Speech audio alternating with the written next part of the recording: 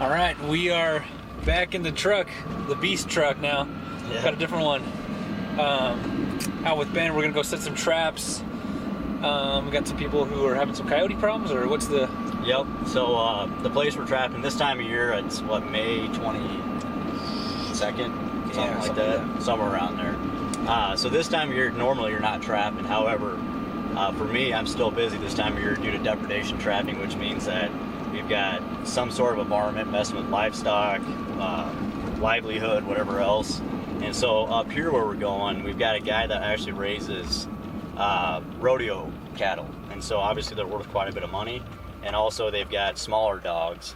And coyotes will definitely eat smaller dogs, and especially with calves as well. So he's had some coyotes up in his yard kind of toying with his dogs, and actually he's even been outside with the dogs.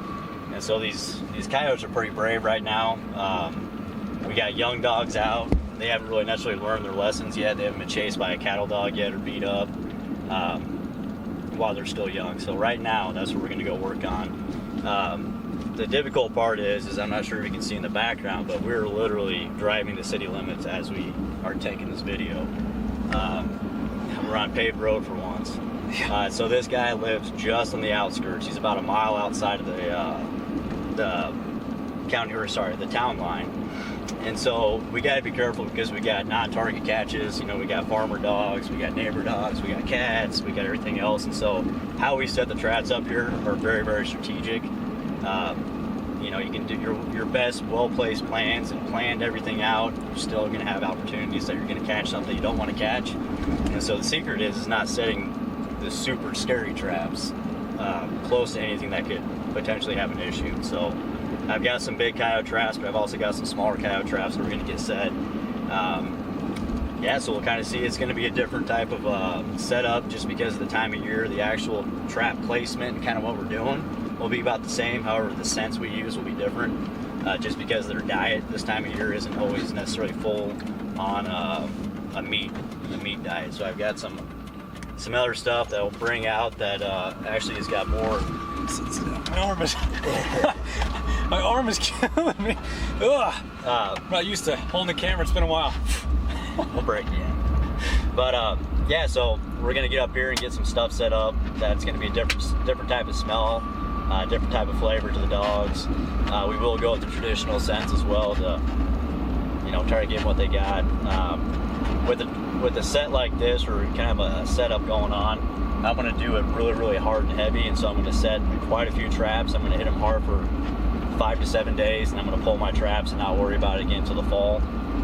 Even if the coyotes, we will catch coyotes. I don't have a question about that, just because how brave they are right now. When they're this arrogant, it's very easy to trap them. When they're really cautious or they're trap shy, which these coyotes are not up here, it should be pretty easy. So we're pulling up. You can see to the left right now, this is the guy's south property.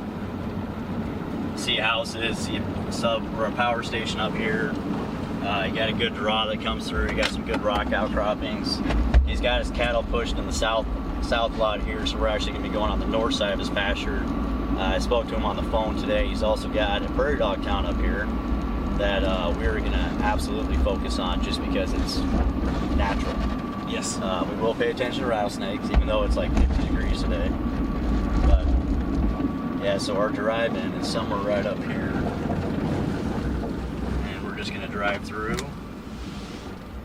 and hope that we can find everything we need to find. Yep, alright, so I can see the tracks, so we're good there. So right what we got up here too is a reuse pit. I don't know if we can kind of see the edge of it. And so, or a gravel pit, I should say, not a reuse pit. And so there's going to be some activity down here. I'm not actually too concerned about people being over here. They're not. The only way they're going to know I have a trap out here is because there's a coyote stuck. So let's get this gate open, and we'll take the bumpy ride through the pasture and start getting stuff set up. Cool. Open the gate like a champ. Maybe.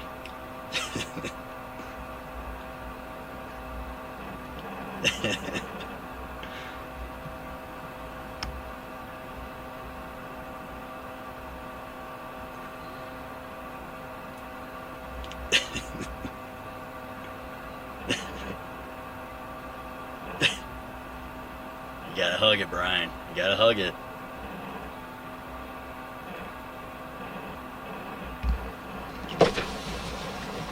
You gotta hug it. Put your shoulder into it and hug the other post.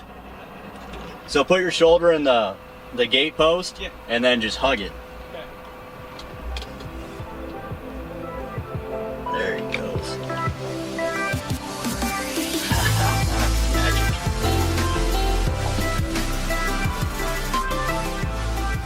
There's a rodeo bulls. There's a little calf that almost got eaten. So I imagine that this is his west boundary right here. And so looking up here, they still can follow that high point on that fence line. So there's a couple plateaus up there that we could probably work with. Typically the prevailing wind this time of year is going to be from the south. So we want to keep that in mind with the scent. So it'd be better to go farther up versus this direction, because north is to the right, that's south. We got west. This corner one probably wouldn't be a bad spot either. And then up in this other pasture, you can see just the tips of Prairie Dog Town on the neighbor's ground. So I'm sure they're in his ground too. So we're gonna try to put it in a vantage spot, because behind us, you can barely see his house. We just got a huge fifth wheel camper. So that's how he actually checks his cattle every morning. So he's got a ladder, he just climbs up there and binocs them. So I told him that wherever we set him, we'll just make sure we can be able to see his camper.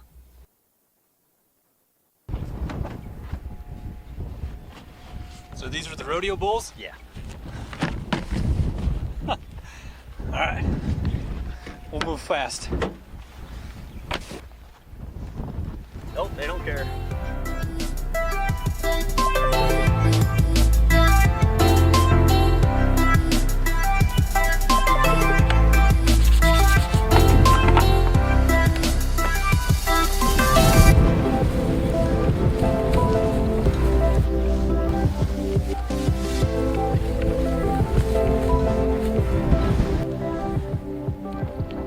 Alright, so one thing we're doing, we're going to kind of put a blind set, just a little bit of scent around here. The reason why is along this fence line edge, you can definitely see an established trail right here. The thing about that trail is that it's not necessarily coyote. It could be jackrabbit, it could be deer, it could be anything, antelope. But it's a good sign, because there's going to be scent here already, and so it's going to keep the interest. Right behind Brian, where he's shooting the video, is where we got a Prairie Dog Town. And so when I'm digging this bed right here, I'm trying not to make a huge mess. Other places I can make a big mess. The reason why I can't right here is because of all this grass. You got the grass growing up between the dead grass. We got to still make it look as natural as possible. And so when I'm cutting this, I'm just starting and just keep on pulling into you. And then you just want to kind of make a ball. Take this, and I like to throw it on the upwind side. So we got a west wind today. It could be east tomorrow, who knows this time of year, but I'm going to throw it up. The reason why is that there's still a bunch of scent in this. Like, I can smell the dirt, how fresh it smells. So I'm just going to kind of scatter it real quick.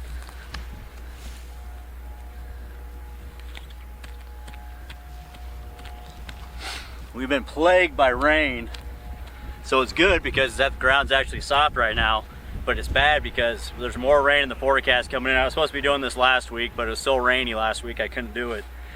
And so I've got a special mixture of dirt, something I use late in the trap season as well. So it's kind of an anti-freeze. So when the water hits it, it actually repels the water. So that way I don't have to worry about like a mud puddle on my trap.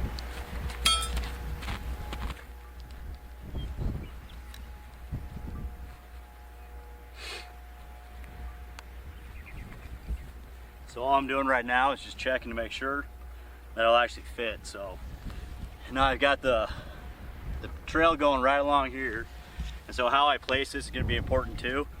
So this is a dog-on trap, which means it's got the dog right here.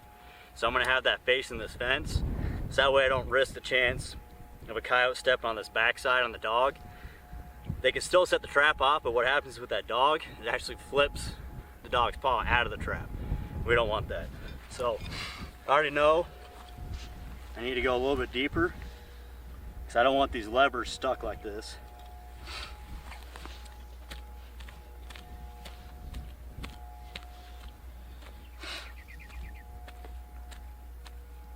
And when you're doing this type of set, it's better to be conservative on your hole. You don't want to make it too big because you're just disturbing that much more ground.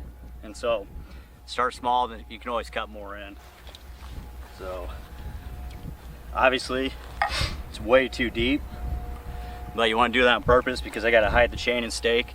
This type of trap, like since there's all this natural grass right here and I don't want to disturb it too much, because when we bed it in, we're going to be grabbing some of this grass and putting it in, but that'll be good enough because of the backfill.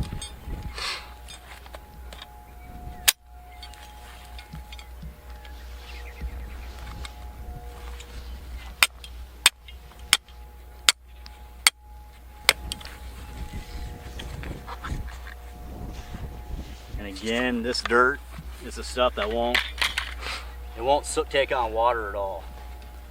So when you're bedding it, it's pretty easy. However, this dirt does not like to pack in. Is this the same dirt we used on the traps we did? Yep, same dirt. So this is an aluminum, similar to what we used already this past year.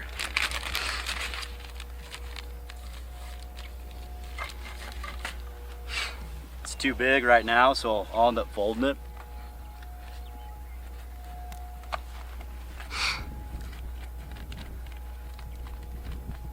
And what this does is it actually increases your pan size. You get good catches on them still. You have less misses. However, you do have a chance to get more toe catches versus full pad catches.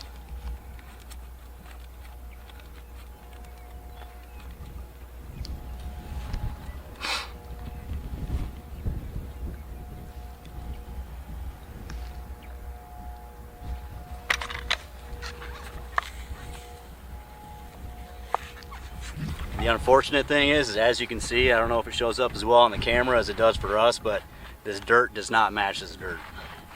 If it was really dry, it would match it a lot better. However, it does not match it so well right now. So that's when the blending comes in. Just go.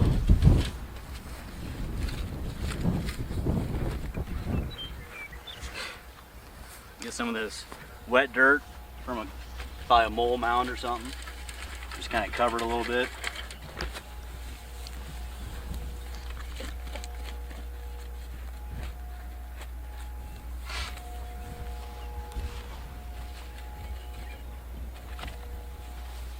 And then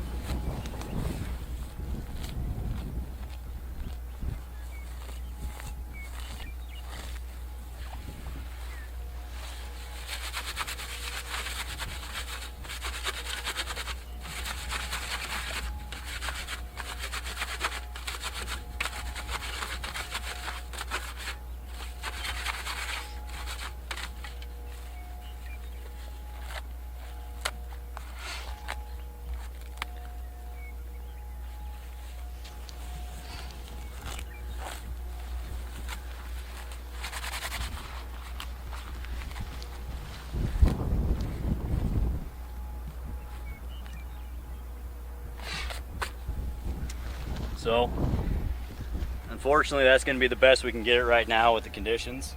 It's not bad, it's not horrible, I feel comfortable with it still. We got some natural backing back here, some tumbleweeds. I'll probably take another one right here and just kind of stick it in. We don't want to crowd it too much, even though right now they're not getting a lot of pressure, but they're still coyotes, they're still pretty smart. So the next thing we're going to do now is just bait and lure it and we'll get out of here.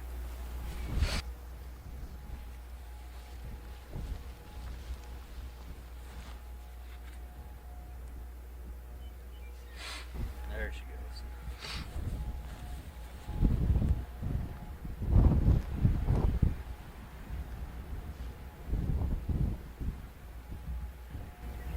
So I'm trying to get it down in the hole, because what these coyotes will do is they'll smell it on this stick and they'll actually pull the stick out and roll on it and chew on it. So I want to make sure I get that stuff all the way down in there. Even though we got rain coming, these lures this time of year will hold up. That's one thing you want to pay attention to when you're buying stuff, is get stuff that can handle the rain. The dirt, I'm not too worried about it, but we might have to head back towards the truck. It looks like it's going to get nasty. Yeah. Yeah.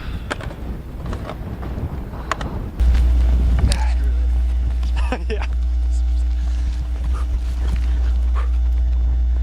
It's raining. All right, we're sitting in the truck. Made it out of the rain, barely.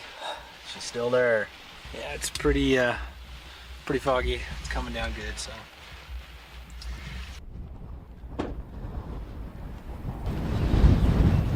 Back at it.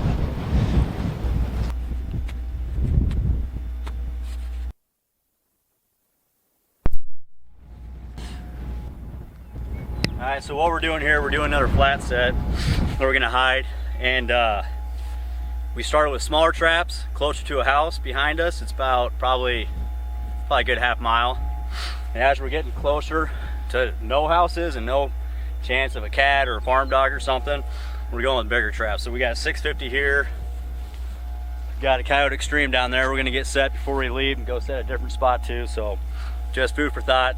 Small, closer to a house, small, and then bigger away from it. It's just being nice, so that way you don't actually hit something.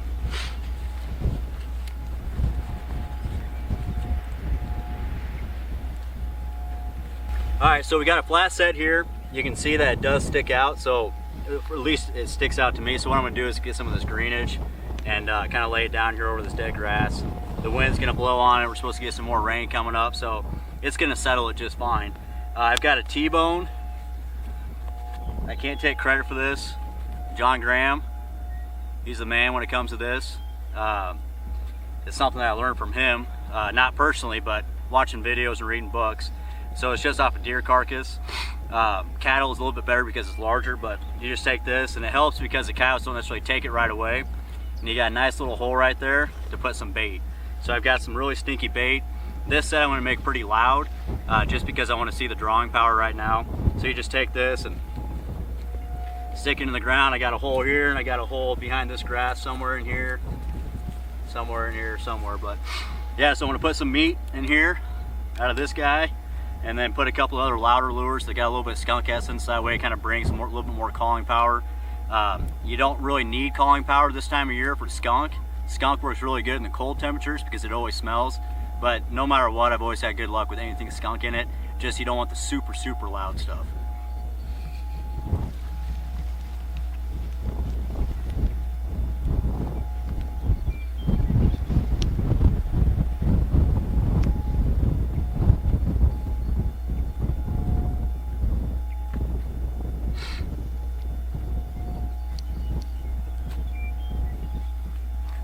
We got that one. Now we'll go in the bag of goodies and see what else I got in here.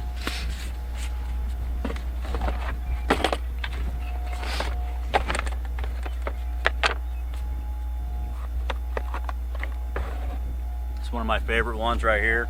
Canine Force, Minnesota brand. Do not let this touch you. And why is that? It is rancid. Really bad. But really good at the same time. Yeah, it's really good. It's easily my top badger taker for sure.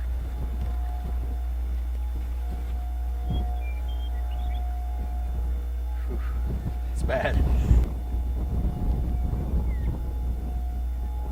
And again, what I'm trying to do is I want to get that lure actually in the hole, not necessarily just left on the stick, because again, that cow could grab that stick, pull it out, roll on it, lick it, eat it, and then it's not necessarily useless. There's always gonna be some residual scent, but all the good stuff's gone.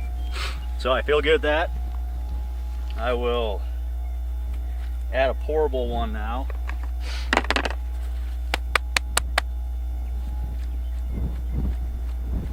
Just pour her in the hole here. Hopefully it works. Like a ketchup bottle. All right, so what I'm looking for, we're gonna do, we actually have to move this foothold. The reason why is because of the cattle. These Coyote Extremes are no joke. If you're doing any depredation or even just regular trapping, and there's any chance for any type of critter to get in your trap, like you wanna make sure you want that animal in your trap, because these traps, again, like they'll hold an elk, like no joke, so they're a big deal. So anyways, cattle on the other side of the fence. This is not where I want to put the trap. I want to put the trap on the other side just because of the prevailing wind. However, it is what it is. And so I want to make this a loud set, just meaning I've got some natural backing with this grass tuft right here. I'm gonna put a big dirt hole, and I'm gonna have dirt just thrown everywhere around this. That way it looks like something was in there digging. We got the snare right behind us. We'll catch them coming up and down if they don't smell this. They could even smell it if they wanted to and just keep on going. They're coyotes, you never know. These coyotes aren't pressured, and they're probably the younger dogs that are messing with these, the cattle, and then also with the family pet up there. But you still gotta expect to be the old ones.